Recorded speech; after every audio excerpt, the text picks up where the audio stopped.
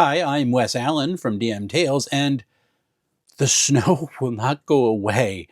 This is not having a great effect on my psyche or the rest of the Phase Rep lineup, to be honest, and driving in this area has become a bit tense because half the lanes are gone. But there is coffee, and that has kept my mind firing as it makes odd connections. These are some random TTRPG thoughts. Let's roll it. Mornings. I'm going to get to play Star Trek Adventures later this month, and I'm going to be playing Aral Zath, who is a joined Trill serving as a junior lieutenant in Starfleet aboard the USS Able, NCC 63391. It's a Nebula-class starship, so it's going to have some punch, and that's going to be fun. I am really looking forward to seeing 2D20 in action at a table, and Star Trek Adventures in particular, as I make my own plans to run the system. I'm going to be running a Dolmenwood one-shot for some of my friends from my Monday group. We don't really play a regular campaign anymore. We test out systems as we get a chance.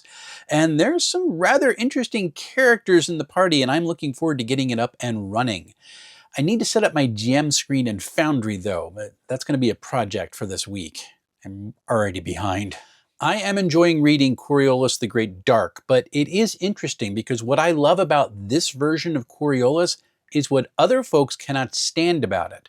See, I really loved the world of Coriolis the Third Horizon, but it almost seemed too big and too well defined for me to run in. It felt overwhelming. The Great Dark is a much more claustrophobic concept with limited civilization and a focus on delves, and I love that because it gives me space to make my own reality in there. But other folks find it too constricting and it prevents them from building in that space. Different folks enjoy different aspects of play. I am shocked, really. My Dragonbane campaign finished this last week. Now, we had a party of 7. It was too big. But 2 characters who had gone down the week before, technically they were taken prisoner because they passed their death saves, but they were out of play. And that left 5 characters to go into the tomb to deal with the undead wizard, and things got brutal. Now, one character marched in early in initiative and savaged the big bad with his magic sword, and he was followed by the party's lone wizard who had unleashed 2 spells on their adversary, which took out another large chunk. That was a really good start.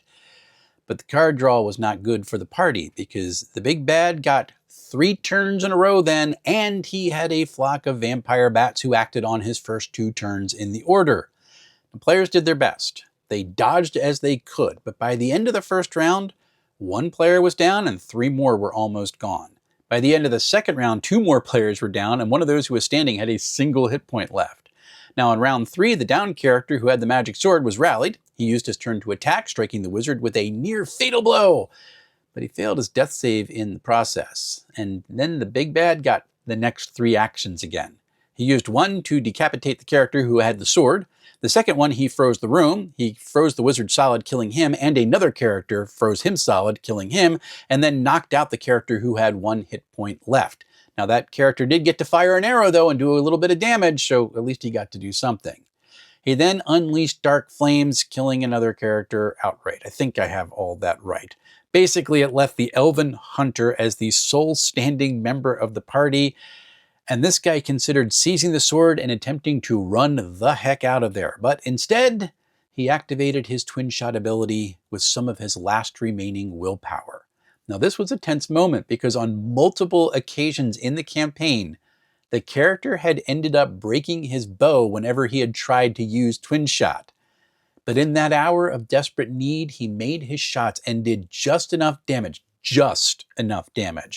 to put the big bad down. Now the hunter also took no chances. He picked up that magic sword. He chopped off the undead wizard's head. He then discovered a healing potion in his unconscious friend's pack. The player actually forgot he had it. Oops. And he revived him. On the way out, they found the prisoners in their cells and they released them. And they emerged from the tomb into a brand new world by the skin of their teeth. Wow. The Winter Olympics are happening, and a number of athletes are talking about some of the struggles they have representing the country right now because of the things happening in the nation. MAGA is losing their minds over this, and the wannabe dictator even called one athlete a loser. Because if you aren't anything but a 100% adoring of the regime, you apparently aren't really American. So much for the "we believe in free speech" nonsense. Now, while all this is going on, the Orange Man is floating nationalizing elections. Really, he wants to give them to Republicans in direct violation of the Constitution. And Georgia had ballot boxes seized by the FBI for reasons. The reason is the president is butthurt that he didn't win in 2020 and his narcissism won't let him accept it. In addition to all this, J.D. Vance got booed at the opening ceremonies, his motorcade is screwing up traffic in Milan, and Trump chickened out from going to the Super Bowl because the boos would have come. Oh, and the guy who had a song about sticking his privates in someone's mouth headlined the Faith and Family Alternative halftime show. If I'd made all that up for a novel, people would have told me it was too outlandish to be accepted. But this is reality. Lord help us. The TTRPG Book Club's first stream will be happening at 8:30 p.m. Eastern on February 25th. We're going to be discussing the first 2 chapters of Daggerheart, but I expect the conversation to wait around a bit because, well, you get a bunch of people who love games and will talk about anything. And that's really as book clubs should do. I hope you all can surf in. TR Nickel will be on the channel in March for a chat about her current and upcoming projects. I got to interview Rose at Page and had an absolutely stellar time. She is a great guest. If you've not heard of TR Nickel or Red Rose Works, this is one chat you need to make sure you see. Rose is a terrific designer, she is a wonderful novelist, and an absolute blast to have in a conversation. Yeah, I'm a fan, but come on out. EcclesiaCon badge and ticket sales are now open, so if you want to be sure that you'll get your top pick for games, do not wait to get your badges. It's May 1st and 2nd in Palmyra, New Jersey. I have to say I am enjoying reading Daggerheart so far. It is not my typical style of game, but it's presented well, and it was fun the one time I got to play it at GameholeCon. Now, the font for the body text is really difficult to read. This is one I probably would like to have in PDF so I can get a little better contrast, and that's a bit of a bummer.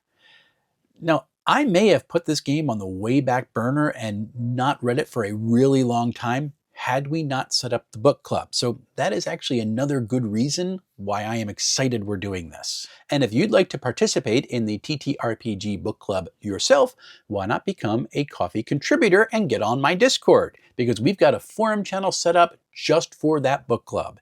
Contributions you make there may be shared during the stream, and you might even get the chance to be on a future panel if the book club is successful. I'd love to see you there. February is crazy. This Friday, February 13th, great date there, I'll be over on Page's YouTube channel for their Friday night live stream at 9:30 p.m. Eastern. I'm going to be running Dolmenwood next week for my Monday group, as I said in the random thought, so expect to see some thoughts about that experience coming on the channel sometime in the near future. On the 20th, I'm going to be over on Scratch Channel, a Squirrel Plays, to talk about the Orshan incident, and I've got some more interviews lined up for March beyond what I've already shared in this video. Somewhere in there, I need to finish my review of The Broken Steps for Dreams and Machines and continue to read Coriolis the Great Dark. I'll get to all of it, and it is going to be a blast bringing all of this to you. And until we see each other again, folks, happy playing, everyone.